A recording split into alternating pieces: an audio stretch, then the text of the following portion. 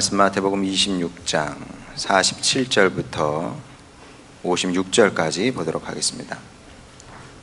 마태복음 26장 47절부터 56절까지입니다. 제가 봉독합니다. 말씀하실 때 12 중에 하나인 유다가 왔는데 대제사장과 백성의 장로들에게서 파송된 큰 무리가 칼과 몽치를 가지고 그와 함께 하였더라. 예수를 파는 자가 그들에게 군호를 짜 이르되 내가 입맞추는 자가 그이니 그를 잡으라 한지라. 곧 예수께 나와 랍비여 안녕하시옵니까 하고 입을 맞추니 예수께서 이르시되 친구여 네가 무엇을 하려고 왔는지 행하라 하신대. 이에 그들이 나와 예수께 손을 대어 잡는지라. 예수와 함께 있던 자 중에 하나가 손을 펴 칼을 빼어 대제사장의 종을 쳐 그 귀를 떨어뜨리니 이에 예수께서 이르시되 네 칼을 도로 칼집에 꽂으라. 칼을 가지는 자는 다 칼로 망하느니라. 너는 내가 내 아버지께 구하여 지금 12군단 더 되는 천사를 보내시게 할 수 없는 줄로 아느냐. 내가 만일 그렇게 하면 이런 일이 있으리라 한 성경이 어떻게 이루어지겠느냐 하시더라. 그때 예수께서 무리에게 말씀하시되 너희가 강도를 잡는 것 같이 칼과 몽치를 가지고 나를 잡으러 나왔느냐. 내가 날마다 성전에 앉아 가르쳤으되 너희가 나를 잡지 아니하였도다. 그러나 이렇게 된 것은 다 선지자들의 글을 이루려 함이니라 하시더라. 이에 제자들이 다 예수를 버리고 도망하니라. 아멘. 예수님 말씀 우리가 읽어보면 예수님 말씀 중에는 그 뜻을 헤아리기 어려운 말씀들이 종종 나옵니다. 아니 많습니다. 사실은 뭐 여기서 예를 들면 뭐 한두 끝도 없는데 그 중 하나를 한번 들어보도록 하겠습니다. 누가복음 16장 8절 한번 보겠습니다. 주인이 이 옳지 않은 청지기가 이를 지혜 있게 하였으므로 칭찬하였으니, 자, 그 다음이 중요합니다. 이 세대의 아들들이 자기 시대에 있어서는 빛의 아들들보다 더 지혜로움이니라. 자, 이 세대의 아들들은 어둠의 자녀를 얘기합니다. 그리스도 밖에 있는 사람이고 하나님을 알지 못하고 하나님을 부정하고 거부하는 사람들이죠. 그런 사람들이 빛의 아들들보다, 하나님의 자녀들보다, 그리스도의 제자들보다 더 지혜롭다 이렇게 말씀을 하십니다. 이해가 잘 안 되죠. 받아들이기도 어렵습니다. 왜요? 물어보고 싶어요. 자, 그러면 주님께서 오늘 본문 말씀을 증거로 대실지 모릅니다. 자, 오늘 본문 말씀, 이 얘기가 무슨 얘기입니까? 자, 이 또한 여기 이제 베드로 얘기가 나오진 않습니다만은 베드로의 처절한 실패 이야기를 사실은 다루고 있습니다. 베드로가 칼을 딱 꺼내서 말고라는 종의 귀를 베버리죠. 자, 잘한 겁니까? 못한 겁니까? 이런 것을 가리켜서 부모 얼굴에 먹칠했다고 하는 거고요. 스승님 얼굴에 먹칠했다고 하는 겁니다. 자, 왜 그러냐 하면 47절 다시 한번 보도록 하겠습니다. 말씀하실 때에 12 중에 하나인 유다가 왔는데 대제사장들과 백성의 장로들에게서 파송된 큰 무리가 칼과 몽치를 가지고 그와 함께 하였더라. 이렇게 말씀을 하고 있습니다. 자, 이 사람들은 지금 어둠의 사람들입니다. 이 세대의 어둠의 사람들. 좀 이상하죠. 대제사장들이고 또 백성의 장로라 그러거든요. 요즘 말로 하면 총회장님, 그리고 목회자, 뭐 이런 사람들이에요. 이런 사람들을 향해서 어둠의 자녀라고 하면 돼요, 안 돼요? 자, 분명한 것은 무엇이냐 하면 하나님께 직분은 그렇게 중요하지 않습니다. 이 사람이 뭐 총회장인지 목사인지 장로인지 중요하지 않아요. 하나님의 판단 기준은 무엇이냐 하면 행위를 보고 판단을 하는 겁니다. 열매를 보고 판단을 하는 거예요. 그래서 행위가 열매가 악하면 그 사람은 어둠의 자녀가 되는 거죠. 자, 그러면 어둠의 자녀의 특징이 무엇이냐? 무력을 행사하는 겁니다. 여러분, 굉장히 중요한 겁니다. 어둠의 자녀의 특징은 무력을 행사하는 거다. 그리고 그러니까 모든 사람이 가지고 있는 이제 보편적인 사실은 성향이죠. 그러니까 이게 주님의 복음이 와서 성령께서 우리 가운데 역사를 하셔서 우리를 변화시키지 않으면 이 죄성은 바뀌지 않습니다. 우리는 무력을 행사하려고 한다는 거죠. 그리고 무력을 추구하게 돼 있습니다. 그리고 적어도 이 부분에 있어서는 니체가 아주 틀린 건 아니에요. 니체가 천재 아닙니까? 천재이기 때문에 세상을 보는 그 통찰력이 그에게 있었습니다. 우리는 그냥 살잖아요. 천재는 그냥 살지 않습니다. 세상이 어떻게 돌아가는지 한 걸음 떨어져서 객관적인 눈으로 본다는 거죠. 세상을 움직이는 힘이 뭐냐, 동력이 뭐냐, 니체는 거기에 관심이 많았습니다. 세상을 움직이는 동력 딱 발견해냈죠. 간단해. 사람 마음에는 힘을 추구하는 의지가 있다는 거예요. 모든 사람의 마음에는 아이나 어른이나 할 것 없이 이 자아가 형성되는 순간부터, 나를 배우는 순간, 나라는 말을 배우는 순간부터 이 힘을 추구한다는 거죠. 그래서 아주 일관적으로 사람들은 힘을 추구하면서 평생 살게 되고, 그리고 이런 것들이 모여서 세상을 굴러가게 하고 역사를 만드는 큰 힘으로 작용을 한다는 거죠. 뭐 듣고 보면 별 얘기 아닌데 뭐 그럴듯하잖아요, 그죠? 근데 맞는 얘기입니다. 여러분 한번 생각해 보세요. 아이들이 좋은 대학 다 가려고 그래요. 여러분도 다 좋은 대학 보내고 싶죠, 자녀들. 그 자체가 잘못된 건 아닌데, 근데 왜 좋은 대학을 가려고 하냐는 거죠. 왜냐하면 대학 간판이 졸업장이 힘이기 때문에 그렇습니다. 모르겠어요. 앞으로는 뭐 이제 대학 그런 기득권이 무너진다고 하는데 금방 일어날 것 같지는 않습니다. 사회가 변화된다는 것은 더 어려운 거거든요. 개인이 바뀌기도 어려운데 사회의 가치 시스템이 그렇게 한꺼번에 바뀝니까? 당장 그런 일이 일어날 것 같지는 않아요. 당분간은 뭐 그게 50년인지 100년인지 300년인지 500년인지 알 길이 없지만 당분간은 적어도 우리나라에서, 우리나라뿐이겠습니까? 미국은 더하죠. 거기도 학벌 사회니까 대학 졸업장은 그게 이제 힘으로 작용을 하는 겁니다. 사실 돈도 마찬가지죠. 왜 사람들이 돈을 벌려고 하겠습니까? 왜냐하면 돈이 권력이기 때문에 그렇습니다. 돈을 얼마큼 가지고 있느냐에 따라서 내가 쓸 수 있는 지렛대 크기가 달라지는 거죠. 뭐 제가 틀린 얘기 합니까? 맞는 얘기예요. 돈이 권력입니다. 그 사람들이 돈을 추구하는 거죠. 신분 상승, 승진도 마찬가지입니다. 왜 승진하고 싶어요? 왜 꼭대기까지 올라가고 싶습니까?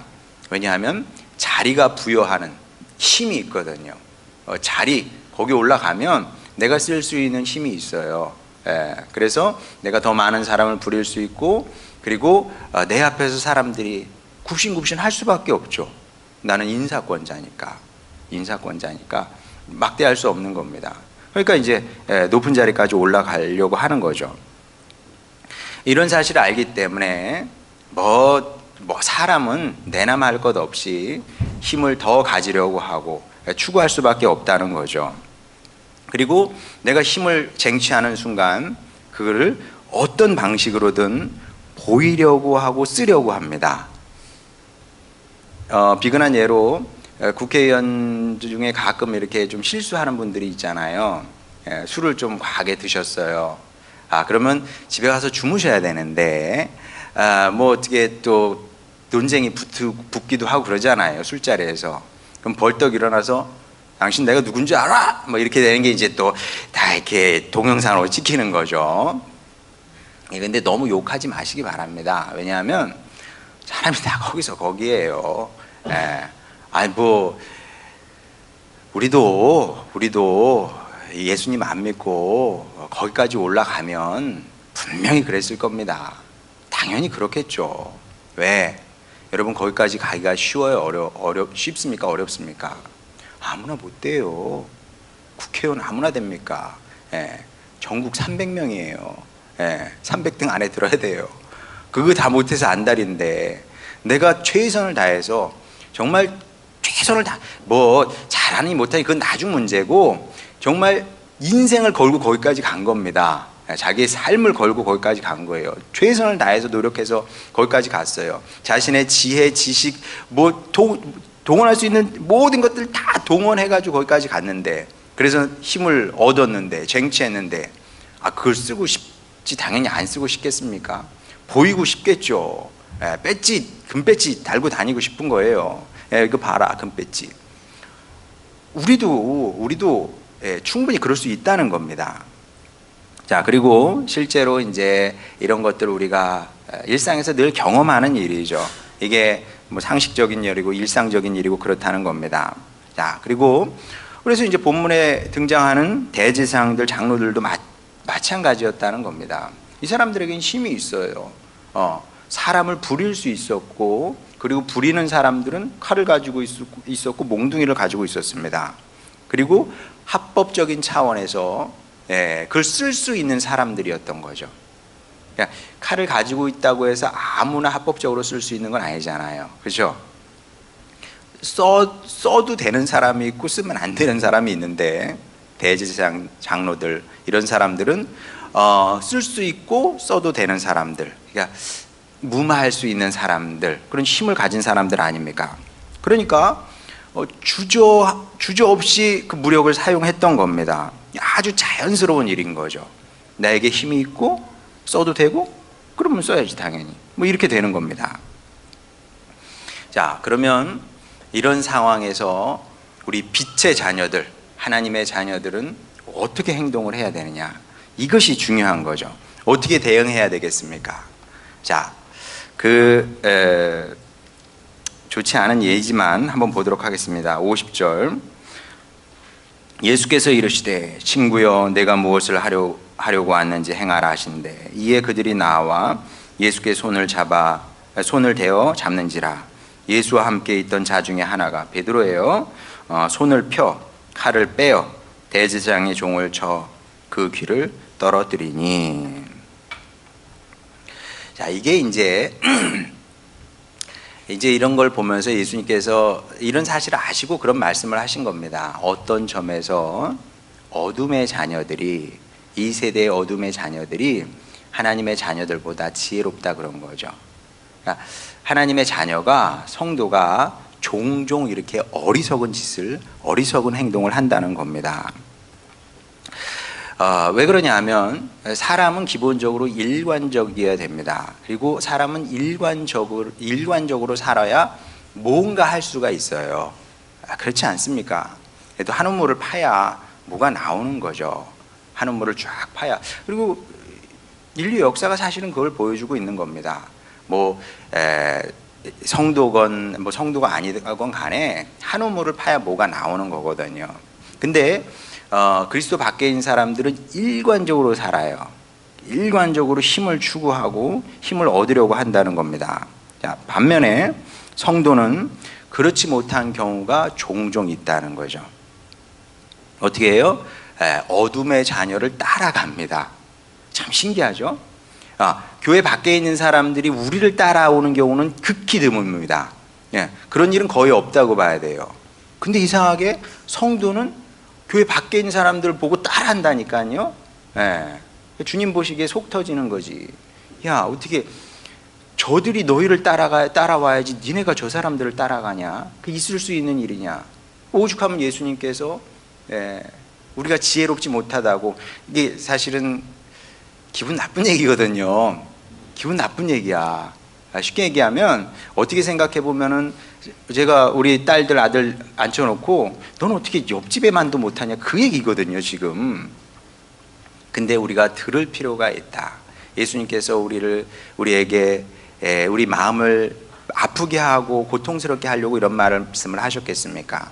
이걸 고치지 않으면 우리의 의가, 우리의 삶이 세상 사람보다 낫지 못하게 되는 겁니다. 말이 안 되지 않습니까? 자, 그럼 이제 우리는 달라야 되는데, 어두움의 사람들과 달라야 되는데, 근데 일단 여기서 오해를 하나 풀고 가도록 하겠습니다. 자, 53절 보도록 하겠습니다. 너는 내가 내 아버지께 구하여 지금 12군단 더 되는 천사를 보내시게 할 수 없는 줄로 아느냐. 무슨 얘기겠어요? 예수님께서 힘이 없으신 건 아니에요. 예수님께서 무력을 쓰진 않으셨죠. 무력을 쓰진 않으셨지만 힘이 없어서 안 쓰신 건 아니에요. 예수님은 여러분 아시는 것처럼 이 천지를 주관하시는 분입니다. 그분에게 힘이 없겠습니까? 힘이 있지만 쓰지 않으신 거죠. 마찬가지입니다. 그래서 우리도 자기 연민을 버려야 돼요. 자기 연민이라는 건 뭐냐면 나는 아무것도 아니야. 난 아무것도 없어. 뭐 이런 식인 거죠. 그러면서 이제 패배주의로 나가는 겁니다. 나는 아무것도 못하는 사람으로 이제 나가게 되는 거죠. 근데 여러분, 이런 자기 연민은 겸손이 아닙니다. 자, 겸손은 뭐냐면 주님, 제가 주님 아니면 아무것도 할 수 없습니다. 그러나 주님의 능력으로 의지하고 제가 뭐든 하겠습니다. 이게 겸손이에요. 그런데 자기 연민은 뭐냐면 나는 아무것도 못해. 틀렸어. 난 불쌍한 애야. 뭐 이렇게 나가는 거죠. 굉장히 다른 겁니다. 저 아무것도 못해요. 그러나 전 한 번도 불쌍하다고 생각하지 않습니다. 내가 왜 불쌍해? 내가 뭐가 없어서 불쌍해? 그렇지. 대통령이 사용하는 권한 뭐 그런 건 저에게는 없습니다. 그러나 성도는 어떤 사람이냐 하면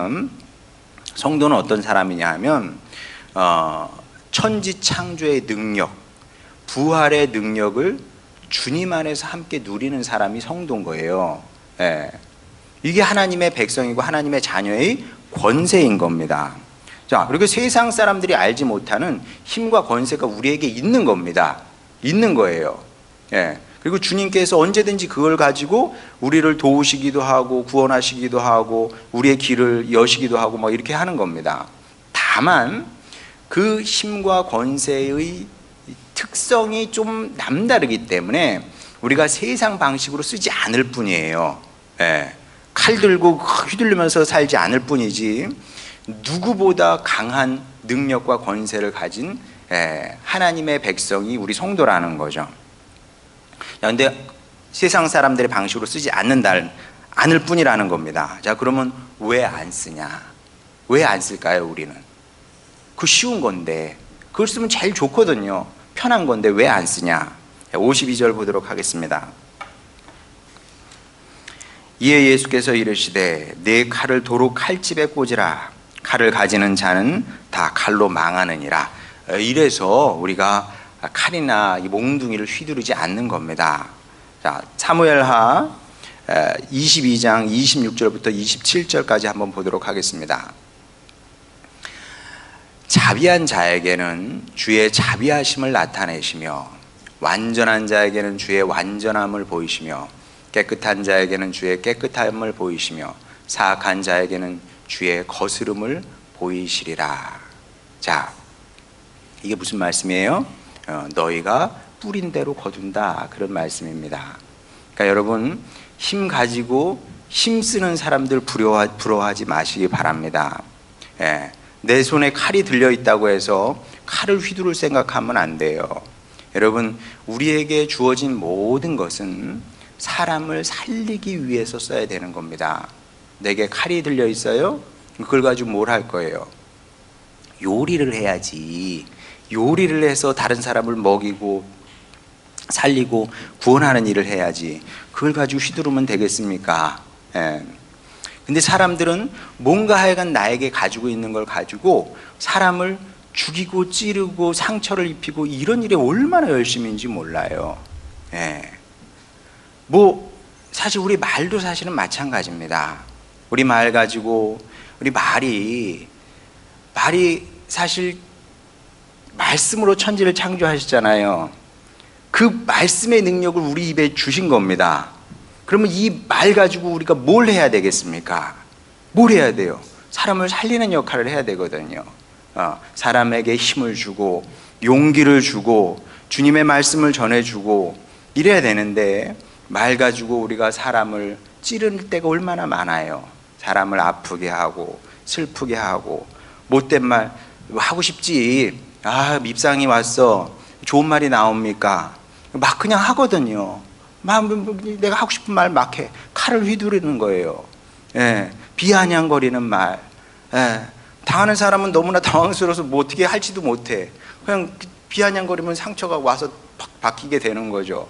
그리고 얼굴 표정으로도 우리가 얼마나 많이 칼질을 합니까? 그래요, 안 그래요? 티껍게 이렇게 바라보고. 뭐 이런 식인 거죠. 근데 여러분, 그렇게 하면은 당장은 속이 시원할지 몰라요. 그렇죠? 당장은 속이 시원해. 근데 그게 나에게 무슨 유익이 되겠습니까? 내가 칼을 휘두르잖아요. 그래, 당장은 내가 칼을 휘둘려서 내 적대자를, 저 원수 같은 인간을 내가 제거할 수 있을지 몰라요. 그러나 여러분, 결과적으로는 엄청난 패착인 줄 아시길 바랍니다. 왜냐하면 내가 사용한 그 칼이, 그 강철검이 그 번쩍번쩍 하잖아요. 그것이 결국은 나를 향하게 되어 있다니까요. 제 얘기가 아니에요. 주님의 말씀이 그런 겁니다. 주님의 말씀이 그런 거예요. 구원은 거저받습니다. 그러나 삶의 열매는 거저받는 것이 아니라 뿌린 대로 거두게 되는 겁니다. 그러니까 우리가 항상 연습을 해야 돼요. 내가 연습을 해야 되고 작정을 해야 됩니다. 주님, 저에게 주어주신 이 힘을, 이 칼을 아무 때나 쓰지 않겠습니다. 아무 데나 쓰지 않겠습니다. 왜?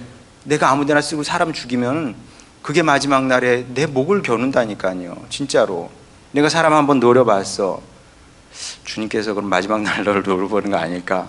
내가 사람에게 비아냥거리는 말을 했어. 너도 왔냐?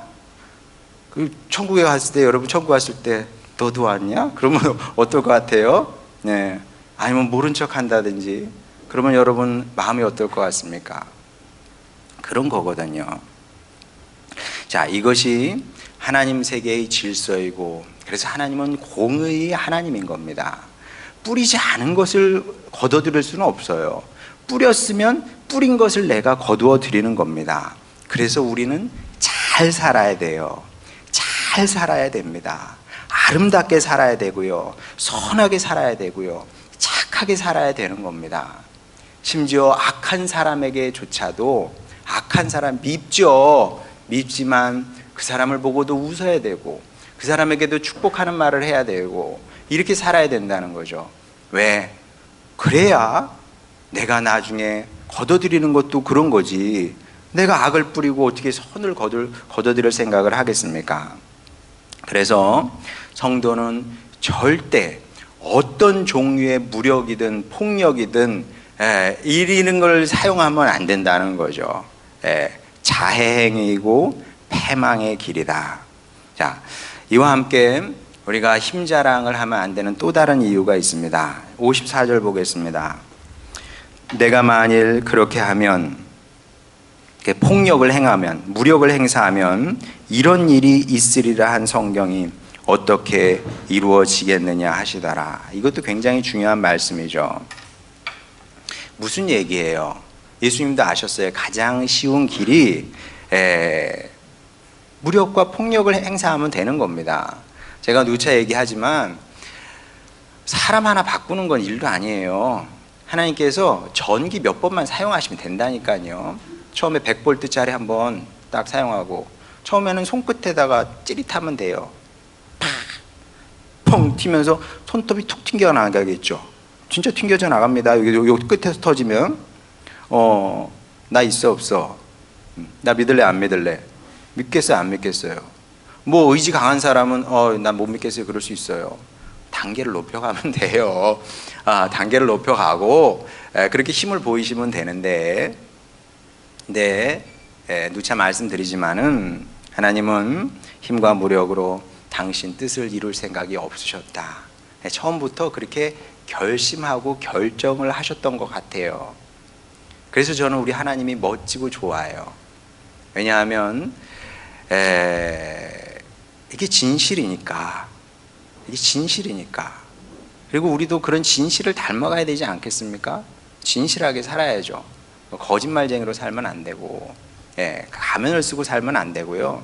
진실하게 내가 혼자 있을 때나 사람을 만날 때나 내가 직장에 있을 때나 교회에 있을 때나 동일한 얼굴 표정, 그리고 좋은 사람, 내가 좋아하는 사람 만날 때, 내가 싫어하는 사람 만날 때조차도 동일한 얼굴 표정으로 이렇게 살아야 된다는 거죠.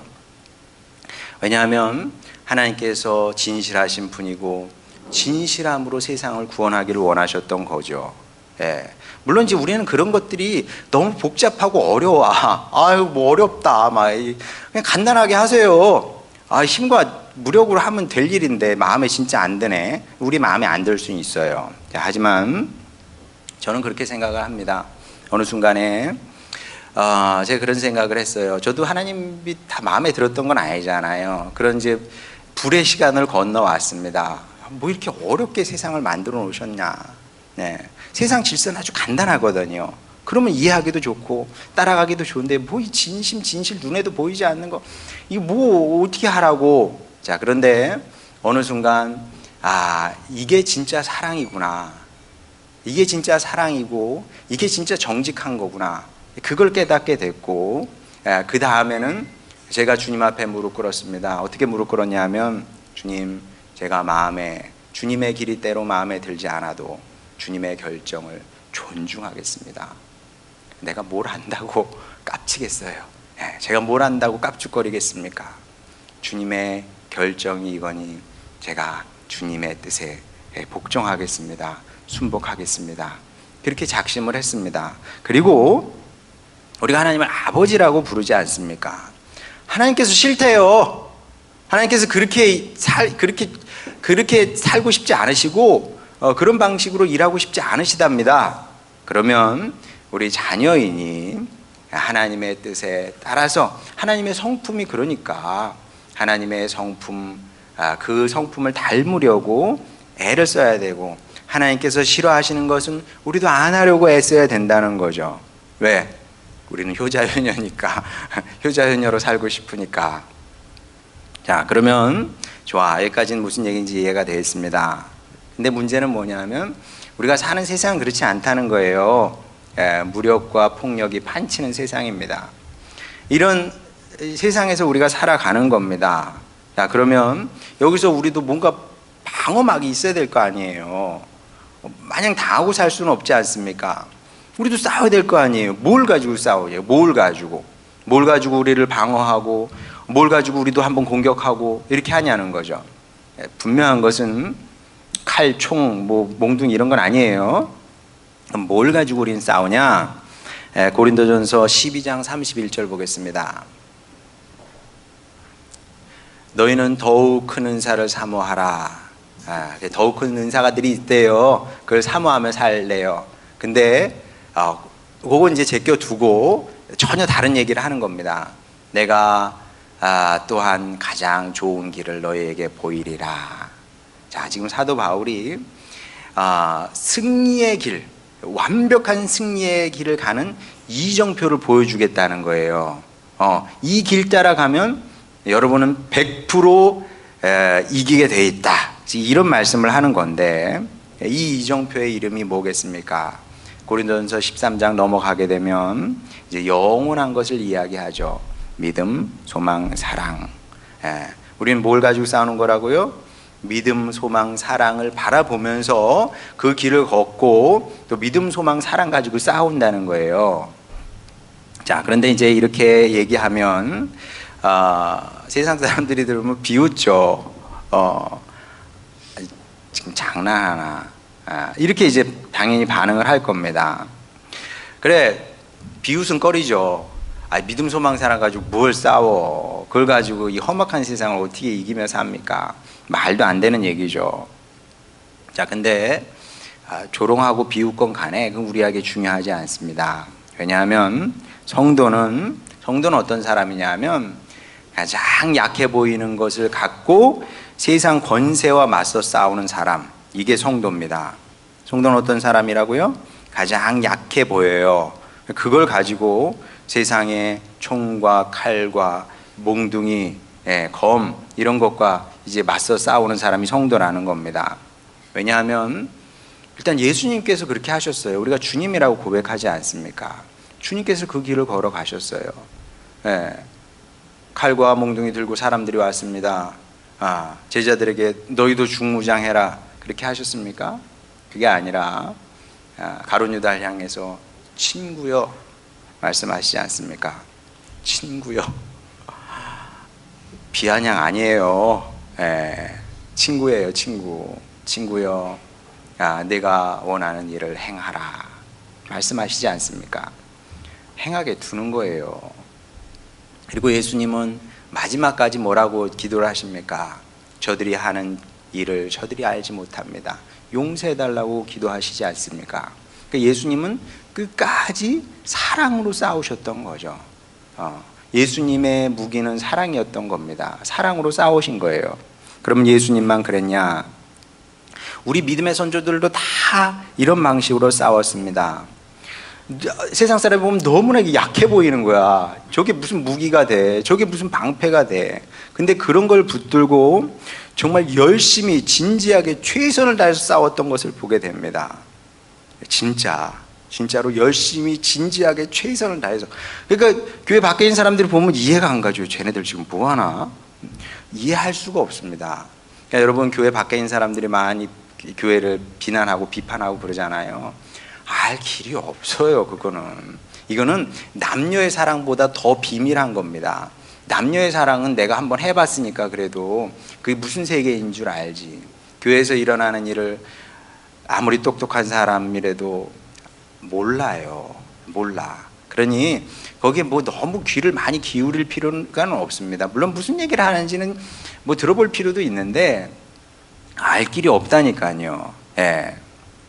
어쨌든 이렇게 이게 다 성경 이야기가 다 이런 겁니다. 우리의 믿음의 선조들은 칼과 뭐 몽둥이 이런 거 가지고 싸운 게 아니라니까요.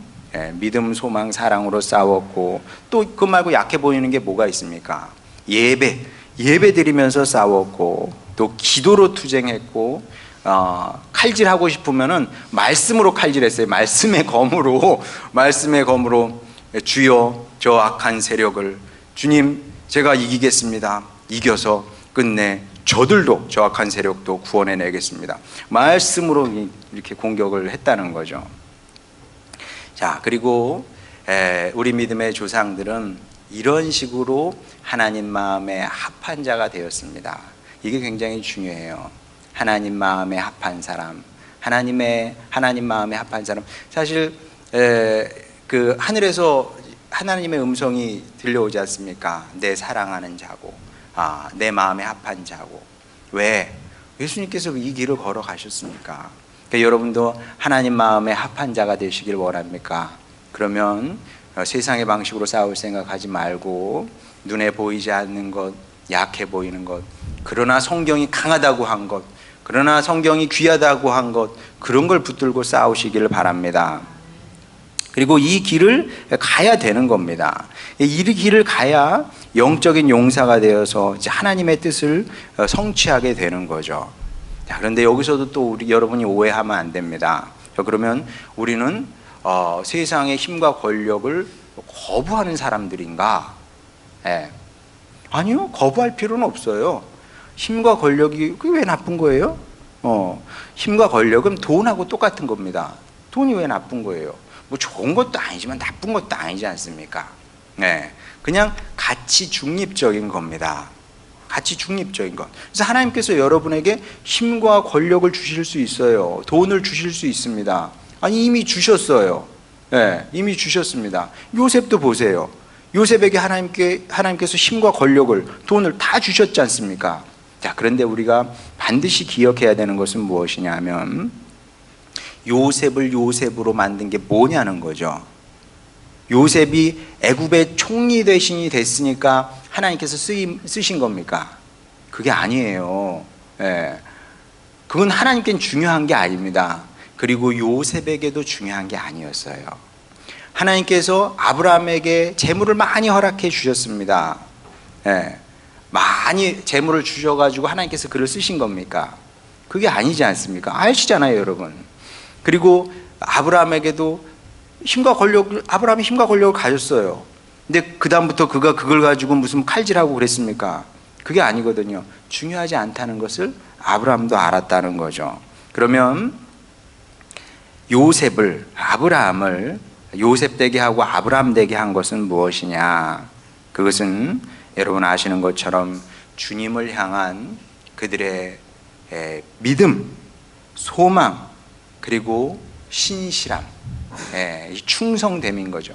충성됨이 그들을 하나님의 사람으로, 사역자로 만들었던 겁니다. 여러분, 요셉 보면 얼마나 눈물 납니까? 여러분, 대단한 거거든요. 우리는 교회에서 최소한 일주일에 한 번씩 와서 예배를 드리고 주님으로부터 말씀의 공급을 받습니다. 은혜의 공급을 받습니다. 그러고도 6일 나가서 살면 힘들어요, 어려워요. 힘들어요, 어려워요. 근데 요셉은 예배 공동체가 있었습니까? 말씀 공동체가 있었습니까? 아니면 주변에 하나님을 섬기는 사람이 있었습니까? 아무도 없었거든요. 보디발의 아내가 와서 꾀입니다.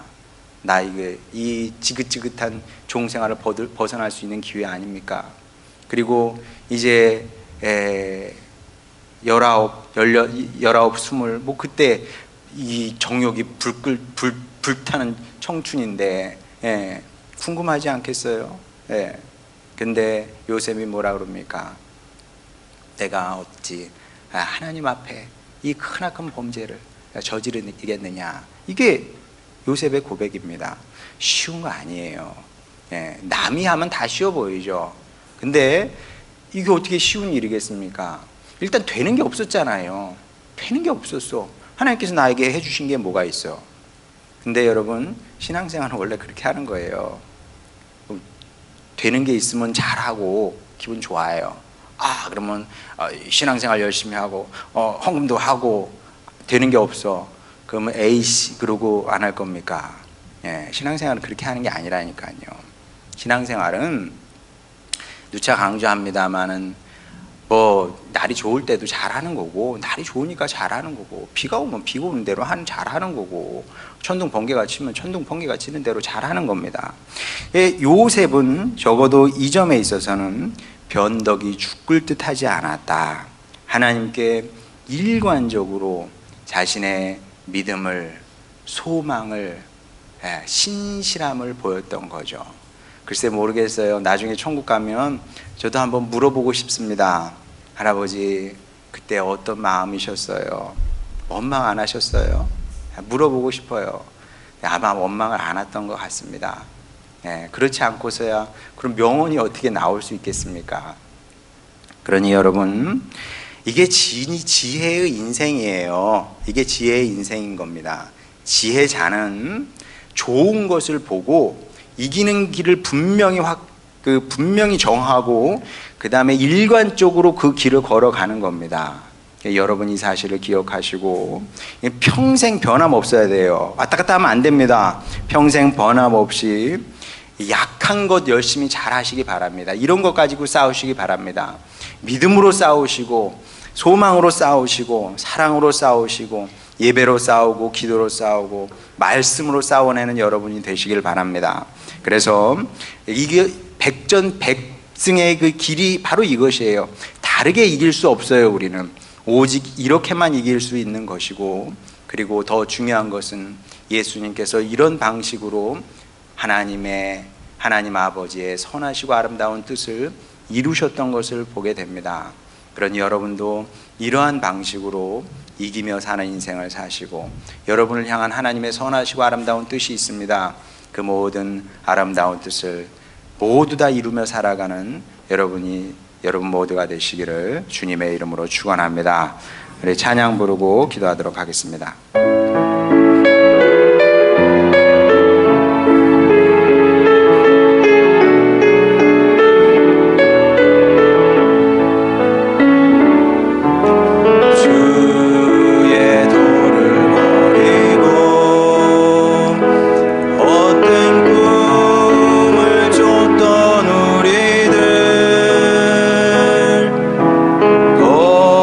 거짓과 교만한 말